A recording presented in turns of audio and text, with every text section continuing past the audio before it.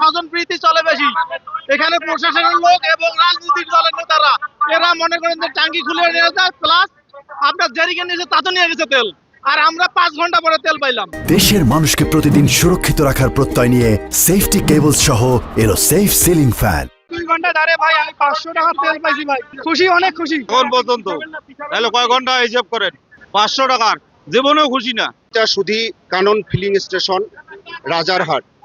আমার এই রাজারহাটে 3টা ফিলিং স্টেশনের ভিতরে শুধুমাত্র একটি ফিলিং স্টেশনে তেল আছে এবং এই তেল বিতরণ চলতেছে। এখানে অনেক গাড়ি তেলের জন্য আসছে, যে কারণে দেখা যাচ্ছে এই তেল পাম্পের এরিয়া সহ রাস্তা সহ প্রায় অনেক গাড়ির জ্যাম বেঁধে গেছে। আমরা রাজারহাট থানা পুলিশ সহ আমাদের যে ডিএসবি পুলিশ সকলে আমরা আসি এই সুষ্ঠুভাবে তেল বিতরণ করার জন্য। আশা করি পর্যায়ক্রমিকভাবে সকলকে আমরা সুষ্ঠুভাবে তেল বিতরণ করতে পারবো। তবে রেজিস্ট্রেশনবিহীন গাড়ি এবং ড্রাইভিং লাইসেন্সবিহীন গাড়ি এই সকল গাড়ি তেল পাবে না, এটা আমরা মাইকিং করেছি এবং আরও আমাদের মাইকিং অব্যাহত থাকবে।